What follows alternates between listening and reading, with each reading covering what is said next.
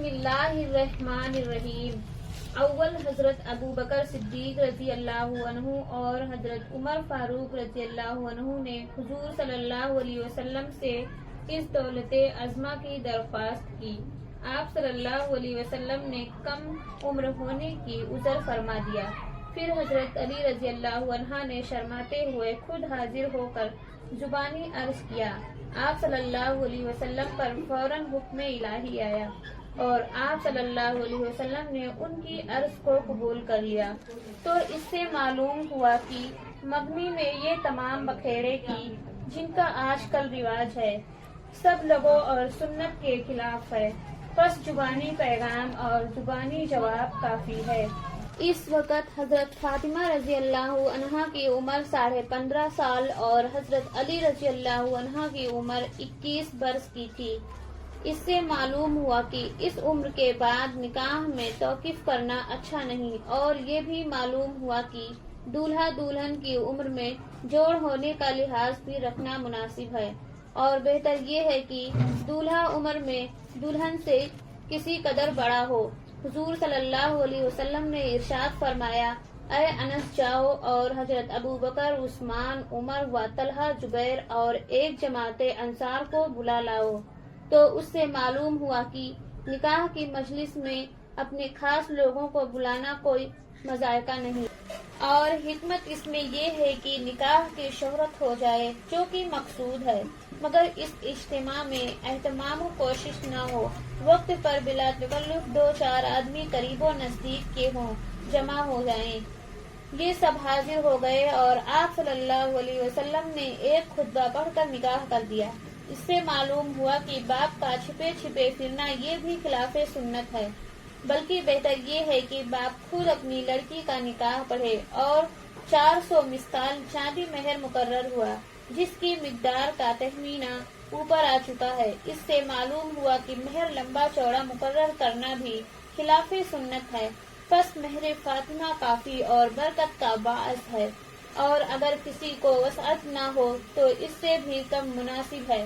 پھر آپ صلی اللہ علیہ وسلم نے ایک طبق میں خرمے لے کر حاضرین کو پہنچا دیے۔ پھر حضور صلی اللہ علیہ وسلم نے حضرت فاطمہ رضی اللہ عنہا کو حضرت ام ایمن رضی اللہ عنہا کے ہمراہ حضرت علی رضی اللہ عنہا کے گھر پہنچا دیا۔ پیارے ناظرین، دیکھو یہ دونوں جہان کی شہزادی کی رخصتی ہے، جس میں نہ دھوم نہ دھام، نہ میانہ نہ بخیر۔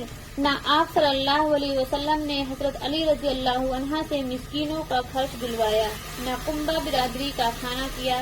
ہم لوگوں کو بھی لازم ہے کہ اپنے پیغمبر دو جہان سے سردار صلی اللہ علیہ وسلم کی پیروی کرے، اور اپنی عزت کو حضور صلی اللہ علیہ وسلم کی عزت سے بڑھ کر نہ سمجھیں، نعوذ باللہ۔ پھر حضور صلی اللہ علیہ وسلم نے ان کے گھر تشریف لائے اور حضرت فاطمہ رضی اللہ عنہا سے پانی منگوایا اور ایک لکڑی کی پیالے میں پانی لائیں۔ اس سے معلوم ہوا کہ نئی دلہنوں کا شرم میں اس قدر زیادتی کرنا کہ چلنا پھرنا، اپنے ہاتھ سے کوئی کام کرنا عیب سمجھا جائے، یہ بھی سنت کے خلاف ہے۔ حضرت صلی اللہ علیہ وسلم نے اپنی کلی اس میں ڈال دی اور حضرت فاطمہ رضی اللہ عنہا کو فرمایا کہ ادھر منہ کرو، اور ان کے سینہ مبارک اور سر مبارک پر تھوڑا پانی چھڑکا اور دعا کی، الہی ان دونوں کی اولاد کو شیطان مردود سے اپنے آپ کی پناہ میں دیتا ہوں۔ پھر فرمایا کہ ادھر پیٹھ کرو۔ آپ صلی اللہ علیہ وسلم نے ان کے شانوں کے درمیان پانی چھڑکا اور پھر وہی دعا کی۔ پھر حضرت علی رضی اللہ عنہ سے پانی منگایا اور یہی عمل ان کے ساتھ بھی کیا، مگر پیٹھ کی طرف پانی نہیں چھڑکا۔ مناسب ہے کہ دولہا دلہن کو جمع کر کے یہ عمل کیا کرے کہ برکت کا سبب ہے۔ ہندوستان میں ایسی بری رسم ہے کہ باوجود نکاح ہونے کے بھی دولہا دلہن میں پردہ رہتا ہے۔ پھر ارشاد ہوا کہ بسم اللہ، برکت کے ساتھ اپنے گھر جاؤ، اور ایک روایت میں ہے کہ نکاح کے دن حضور صلی اللہ علیہ وسلم بعد نماز عشاء اور حضرت علی رضی اللہ عنہ کے گھر تشریف لائے اور برتن میں پانی لے کر اس میں اپنا لعاب مبارک ڈالا اور قل اعوذ برب الفلق اور قل اعوذ برب الناس پڑھ کر دعا کی۔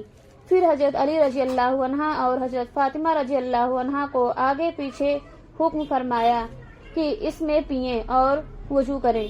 پھر دونوں صاحبوں کے لیے طہارت اور آپس میں محبت سے رہنے کی اور اولاد میں برکت ہونے کی اور خوش نصیبی کی دعا فرمائی اور فرمایا جاؤ آرام کرو۔ اگر داماد کا گھر قریب ہو تو یہ عمل کرنا بھی باعث برکت ہے۔ اور جہیز حضرت سیدۃ النساء کا یہ تھا کہ 2 چادر یمانی جو سوتی کے طور پر تھی، 2 نہالی میں جو السی کی چھال بھری تھی اور 4 گدے، 2 بازو بند چاندی کے اور 1 کملی اور 1 تکیا اور 1 پیالہ اور 1 چکی اور 1 مشکیزہ اور پانی رکھنے کا برتن یعنی گھڑا، اور بعض روایتوں میں 1 پلنگ بھی آیا۔ پیارے ناظرین، جہیز میں 3 باتوں کا خیال رکھنا چاہیے۔ اول، اختصار کی گنجائش سے زیادہ تردد نہ کرو۔ دوسرے، ضرورت کا لحاظ کی جن چیزوں کی سردست ضرورت ہو وہ دینا چاہیے۔ تیسرے، اعلان و اظہار نہ ہونا چاہیے، کیونکہ یہ تو اپنی اولاد کے ساتھ احسان و سلوک ہے، دوسروں کو دکھلانے کی کیا ضرورت ہے۔ حضور صلی اللہ علیہ وسلم کے فعل سے جو ابھی بیان ہوا تینوں باتیں ثابت ہے، اور حضور صلی اللہ علیہ وسلم نے کام اس طرح تقسیم فرمایا کہ باہر کا کام حضرت علی رضی اللہ عنہ کے ذمہ اور گھر کا کام حضرت فاطمہ رضی اللہ عنہا کے ذمہ۔ نہیں معلوم ہندوستان کے شریف زادیوں میں گھر کے کام سے کیوں عار کی جاتی ہے۔ پھر حضرت علی رضی اللہ عنہا نے ولیمہ کیا جس میں یہ سامان تھا: کئی سائے جو کہ روٹی پکی ہوئی اور کچھ خرمے اور کچھ مالیدہ، 1 سائے نمبری سیر سے 1 چھٹانگ اوپر 3.5 سیر ہوتا ہے۔ پس ولیمے کا مسنون طریقہ یہ ہے کہ بلا تکلف و بلا تفاخر اختصار کے ساتھ جس قدر میسر ہو اپنے خاص لوگوں کو کھلاؤ۔